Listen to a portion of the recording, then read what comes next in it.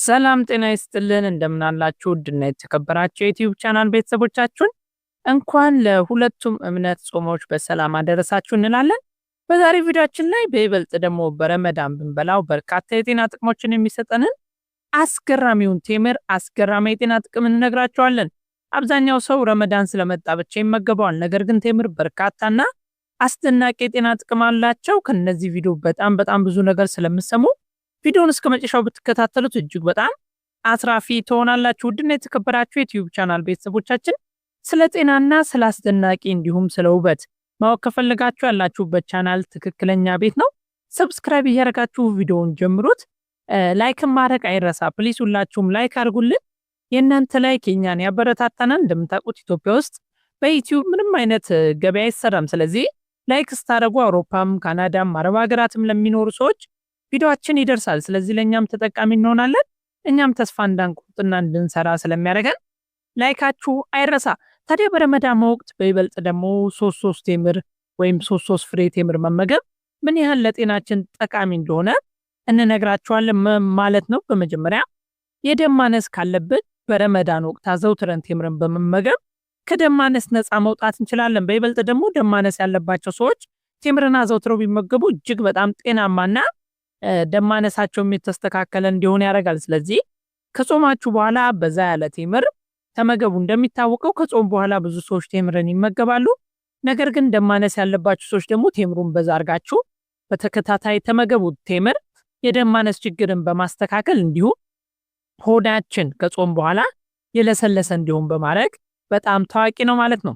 ሌላኛው የአይን ጤንነትን ለማሻሻልና አይናችን ጤናማ ሆኖ እንዲኖር ለማድረግ ለምሳሌ አይናችሁ ችግር ካለባችሁ፣ የአይናችሁ የማየት ችግር ከቀነሰ፣ አይናችሁ ላይ አስቸጋሪ ነገር ከመጣ ወይም አይን ህመም ካለባችሁ፣ በይበልጥ ደግሞ እድሜያችሁ እየገፋ ለሄደ ሰዎች የአይን ሞራ ግርዶሽን በመከላከል ቴምር እጅግ በጣም ታዋቂ ነው። እንደምታውቁት ቴምር በአረብ ሀገራት፣ በኤሲያ፣ በግብጽ እጅግ በጣም ተወዳጅ የሆነ ፍሬ ነው። ስለዚህ ይህ ፍሬ ደግሞ ድንቅ ፍሬ ነው። ዝም ብሎ ጣፋጭ ስለሆነ ብቻ የምንበላው ሳይሆን መራር ቢሆን ራሱ ካለው ጥቅም አንጻር መበላት ያለበት ፍሬ ነው። ስለዚህ አይናችን ጤናማ እንዲሆን የቴምር ፍሬን መብላት አይረሳ ማለት ነው። ሌላኛው ለስንፈተ ወሲብ ችግር ፍቱን መፍትሄ ያመጣል ማለት ነው። ብዙ ሰዎች ስንፈተ ወሲብ ሲያጋጥማቸው በሕክምናው እየሄዱ ብዙ ገንዘባቸውን ጨርሰው እንዲሁም ብዙ ላይ ወጣ ውረድ ወጥተው ምንም አይነት ጥቅም አያገኙም ማለት ነው። ታዲያ ቴምርን አዘውትሮ ብቻ በመብላት ይህን ችግር ለመቅረፍ እንደሚያስችል በጣም ብዙ ጥናቶች ያሳያሉ ማለት ነው። ስለዚህ ለስንፈተ ወሲብ ችግርም ላለባችሁ ሰዎች ይሄን ቴምር መብላት አስፈላጊ ነው። ሌላኛው የሆድ ድርቀትን ይከላከላል፣ ይፈውሳል፣ እንዲሁም ተቅማጥን ይከላከላል። በሆድ ድርቀት የምትሰቃዩ ሰዎች ወይም ሆዳችሁ በጣም እየደረቀ የምትሰቃዩ ሰዎች ቴምርን ብትበሉ አንጀታችሁ እንዲለሰልስ፣ ሆዳችሁ በአግባቡ ስራው እንዲሰራ፣ አንጀታችሁ በተገቢው መልኩ የተለመደ ጤናማ ድርጊቱን እንዲያደርግ ይረዳል ማለት ነው። ከዛ በተጨማሪ ደግሞ ተቅማጥም ካጋጠመ ቴምርን ብቻ በመመገብ ከዚህ ችግር መውጣት እንደሚቻል በተደጋጋሚ ያሳየናል ማለት ነው።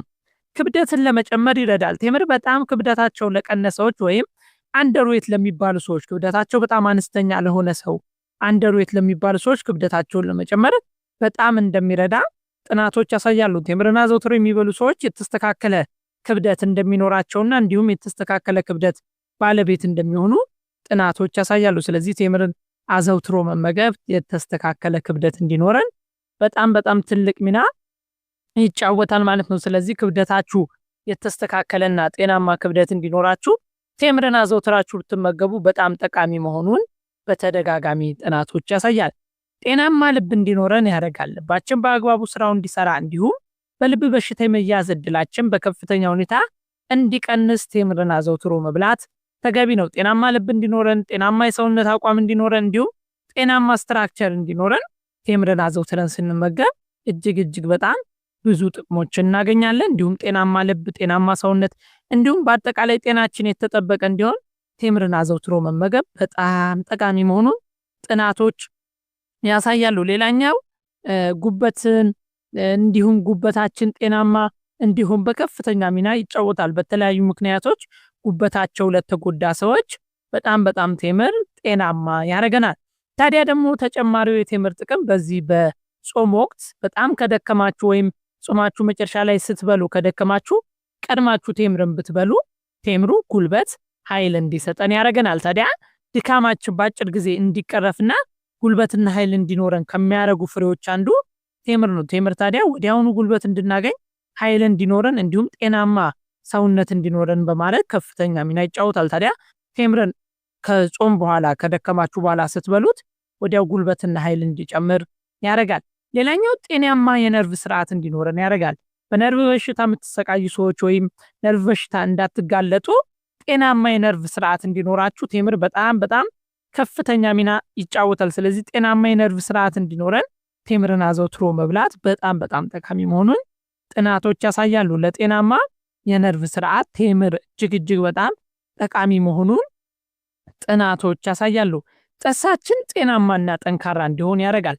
ቴምር ጥርሳችን በጤና እንዲጠብቅ ጠንካራ እንዲሆን እንዲሁም ያማረና ነጭ ጥርስ እንዲኖረን በከፍተኛ ሁኔታ ሚና ይጫወታል። ጥርሳችን ጤናማና ጠንካራ እንዲሆን ቴምርን አዘውትሮ መመገብ በጣም ጠቃሚ መሆኑን ያሳየናል ማለት ነው። ስለዚህ ለጤናማና ለጠንካራ ጥርስ ምን ልመገብ ካላችሁ ምርጫችሁ ቴምር ሊሆን ይገባል። ጥርሳችን እንዳይሸራረፍ በይበልጥ ደግሞ ህፃናቶች ጥርሳቸው ጠንክሮ እንዲያድግ እጅግ በጣም ጠቃሚ ነው።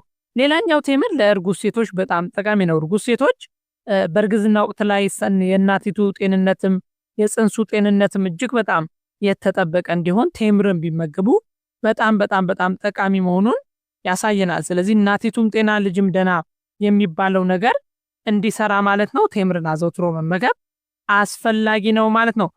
ሌላኛው ቴምር ገዝተን ስንመገብ በጣም ጤናማና የተነቃቃ ስሜት እንዲኖረን ያደርገናል።